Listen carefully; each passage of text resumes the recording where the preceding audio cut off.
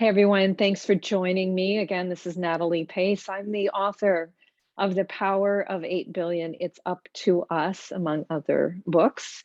And we're going to be talking about the quadruple win of my challenge. So I'm challenging each of us to reduce our personal CO2 footprint this year by 30%. Now you might say, wow, that sounds aggressive, or it's too much, or what are you asking me to do? But if you'll meet the challenge, you're going to have a healthier planet. You're going to have a healthier budget. Your body's going to be healthier, and you're going to live a happier life as a result of that. So I'm going to show you all the data and information, and I hope that you'll share it with your friends and your family as well, because together we can heal our planet. And as we know, climate anxiety is everywhere, but climate action and actually healing the planet is the cure. So I want to start by thanking all of you for taking the power of 8 billion, it's up to us, to #1 in its vertical for the entire weekend on Earth Day, April 22nd, 2022. It is very low priced because we want anybody and everybody to be able to afford it. There is no barrier to entry. So just go to nataliepace.com, click on the book cover of The Power of 8 Billion, It's Up to Us. And you can see that you can download it as a Kindle for just $2.99. So why would you want to do that? Aren't there like a boatload of sustainability books out there? And yeah, there are. And there's a lot of them that will focus in on the problem or this aspect of it. But what this book does that's very different, it's the only one I know out there that does this, is it tells you all of the areas where CO2 comes from and how our fingers are in every slice of that pie. And more importantly, what we can do about it. So I'm going to give you a general overview in this brief webinar. Again, the webinar is available at youtube.com/Natalie Pace. And the podcast is available on Spotify. Now you can always easily access both of these websites by going to nataliepace.com. And if you want a specific episode, then our team is happy to give that to you. Just email us at info@nataliepace.com, and it helps us if you put in the subject line exactly what you want. I want the, Power of 8 Billion webinar or, podcast. Okay. So let's jump in to some of the statistics and data that just isn't available.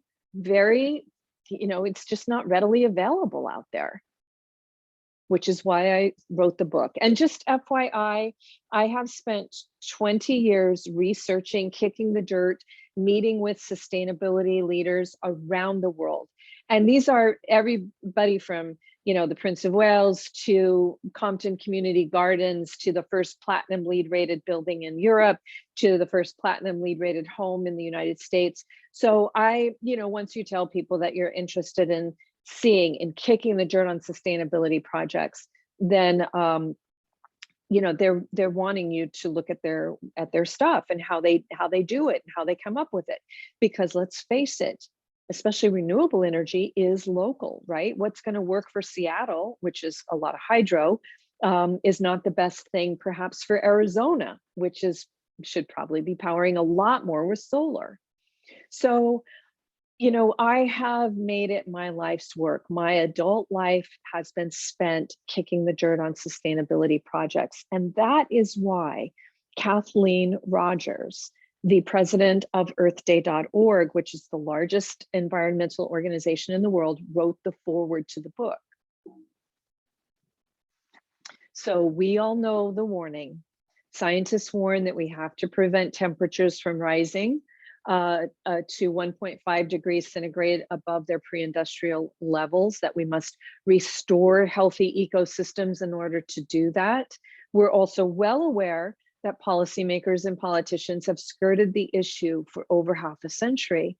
Yes, Earth Day celebrated its 52nd year. It was started in 1970.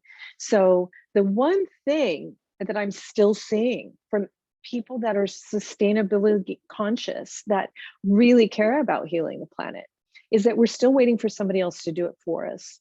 And we have the power. We are the consumer. We drive the decisions. And I want to show you how that happens and how being cognizant of it and being brave enough to address it is going to be that quadruple win for us and for the planet. So this is a statistic that everybody should know, and few people do. Just 20 of the largest oil, gas, and coal companies are responsible for over 1/3 of CO2. Now here's another, so that's, all the ones you know and you shop at: ExxonMobil, Chevron, BP, also Gazprom in Russia, Coal India in India, and Nayak in Iran. But here's a statistic that a lot of people are not aware of as well. Over half of each barrel of oil is used to make plastic, polyester, rubber, asphalt, and other petrochemical products. Over half. So we have a CO2 dirty fuel, fossil fuel footprint every time we use a plastic anything, especially if it's a plastic disposable something. And there's another plastic statistic that you need to be aware of as well, which I will get to in 1 second. So we're the customer. Individuals in the Middle East, Australia, US, Canada, South Korea, and Russia have the largest CO2 footprint per capita. So we are, really energy dependent in the Western world. Actually, Europe's CO2 footprint is much lower than US, Canada, Australia, and the Middle East. And of course, as you probably do know, Africa has a rounding error of everybody's CO2 footprint, and they are already experiencing rising temperatures above 1.5 degrees centigrade, their pre-industrial levels. So they are experiencing the worst of climate change and contributing the least. But again, look, it's going to definitely help our own budgets. Gas prices are at all-time highs. If we can figure out how to lower our consumption of oil and gas, both through gas at the pump and plastic products, and even polyester that we wear, then that can help to actually lower gasoline prices. The war is very negative for oil prices, as we've seen time and again. Now, here's another statistic that many people are not aware of, and that is that 1/3 of CO2 emissions come from transportation, 25% from electricity, 23% from industry, so companies that make our stuff, 13% commercial and residential, and 10% agriculture. Our fingers are in every slice of this pie. Now, I also think it's important to consider this, especially since industry and transportation are making up a total of about 52%, over half, that when people talk about China having the biggest CO2 footprint, they are neglecting the fact that China is the factory to the world. So when we buy goods from China that have been shipped here, contributing to the transportation, and made in China, so contributing to the industry, our fingerprints are on those CO2 footprint in China too. So again, a lot of times this is politicized. I'm not wanting us to be politicized about it. I want us to be informed, because an informed consumer, an informed individual can make a quadruple win choice for us and for the planet.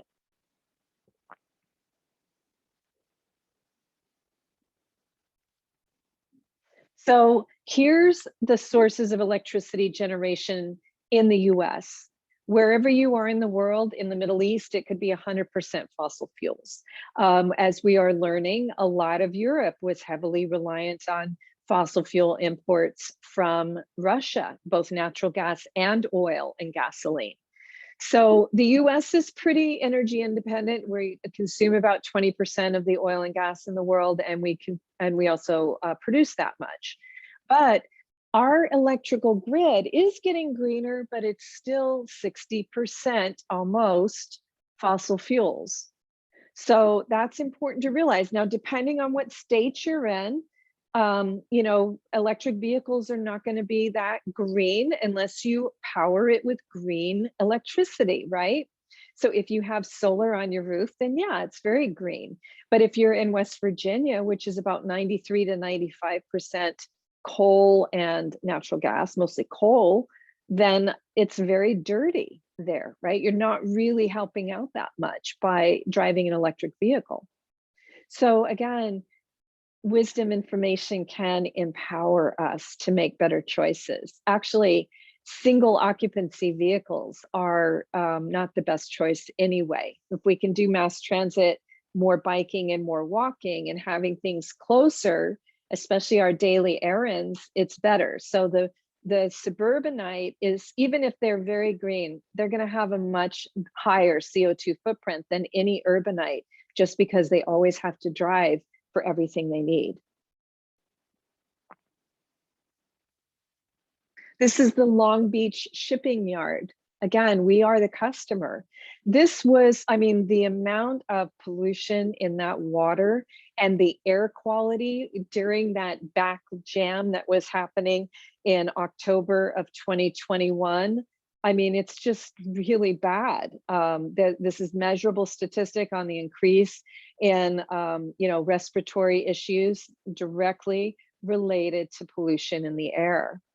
Here's another statistic that people aren't aware of. Only 8.7% of plastic was recycled in 2018. That's less than 9%. So if you think, oh, I can use this and toss it because it's getting recycled, it's not. And if you think about the amount of energy that is used to break down an existing product and make it again, industry is a huge part of the CO2 problem as well. So reusing, reducing, actually we have 6 R's now. And of the 6 R's, recycling is the one that really isn't happening. So we really want to be getting the first 5 right.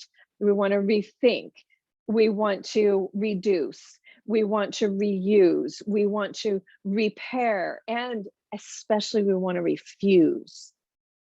I have to tell you, I've been really liking ice cream, and then, you know, it's coming in a disposable paper cup. So nope, not going to do it. And yeah, I am absolutely taking this 30% CO2 reduction challenge myself. I'll give you some of the ways that I am doing it. And I already have a very low CO2 footprint. But it's that important, and I'm happy to do it and to keep examining my own life. So there's no excuse for single use. And so drinking and tossing in the, you know, coffee cups. Did you know that 8.5 million trees are cut down each year for coffee cups? 4 billion gallons of water is wasted.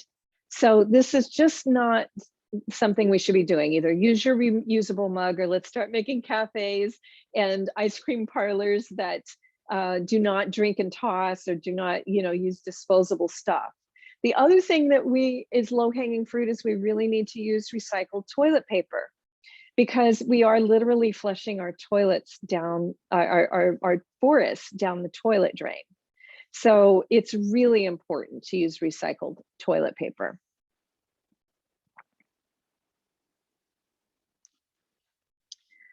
One of the most exciting areas of carbon sequestration is actually in the soil. Trees are great too. The older the tree, the better.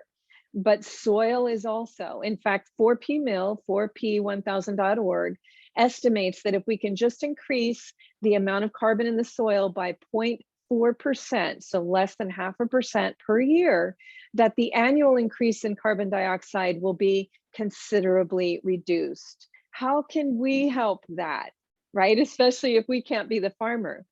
We can eat local and organic. We could plant a garden at our kids' school or at our church, or have a community garden. In fact, in Compton, as I talked about at the beginning of this, Dr. Sheridan Ross and other volunteers that are really active there they are addressing a food desert, the fact that there is not great food choices in a food desert, and that there's an obesity crisis and a diabetes crisis.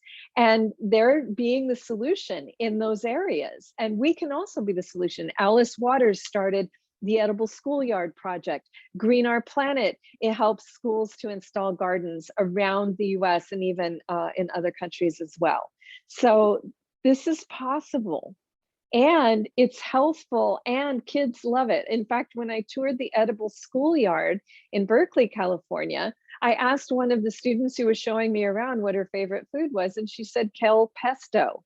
I nearly fell down because I just couldn't imagine that coming out of my son's mouth. But of course, he didn't grow up with school gardens.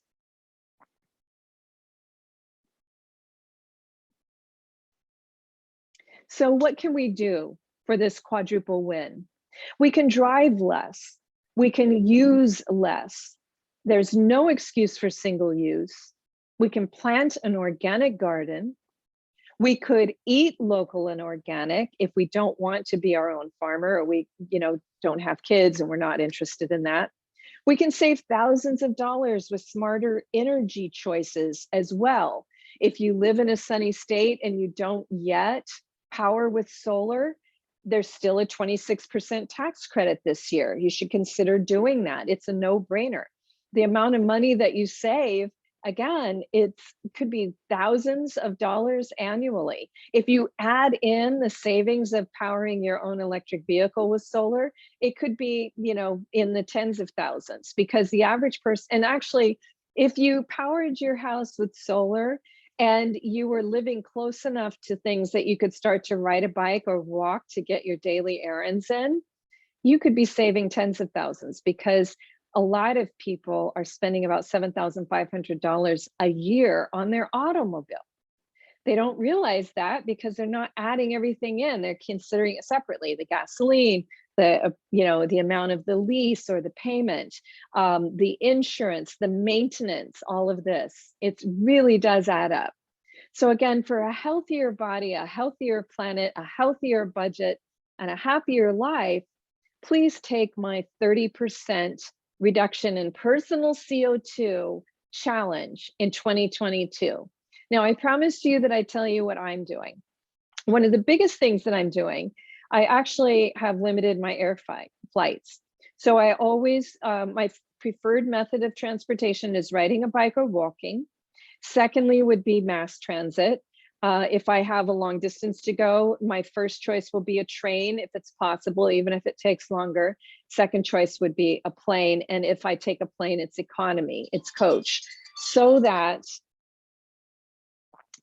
I am reducing the CO2 footprint. I also have committed to keeping our retreats online. That's going to save about 100 or more flights per year by having that, rather than having people come in and fly to a central location. I'm eating local and organic. I am definitely not going to be a part of the use and toss culture. There's no excuse for single use. So I have more than cut my carbon emissions by 30% this year, but I'm still looking to do it. It's not, for me, it's not going to be, oh, I did that, and so now I can still eat and toss my ice cream. It's easy for us not to look at it. A year ago, I didn't realize how important it was to use recycled toilet paper. So I get it, but I really hope that with the information that is outlined in The Power of 8 Billion, that we can make these changes. And again, it becomes the way life is. Yes, it does require getting informed, but please, please do get informed, because when we're just listening to the rhetoric, it is misinformation a great deal of the time. And clearly nobody has challenged us as the consumer to be the change that we need to heal our planet. So I'm challenging you, and I'm challenging myself, and I'm asking you to challenge yourself and to challenge your friends. So again, the name of the book, with the information that you need to be able to meet this challenge, and again, have a quadruple win. It's not a sacrifice. It is a change. It is rethinking things. It's a new way of living in harmony with our planet. Yes, it's all of that.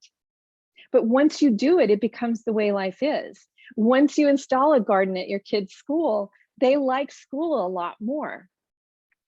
So these are win-win-win-wins. And I really, really I want to hear your information on this.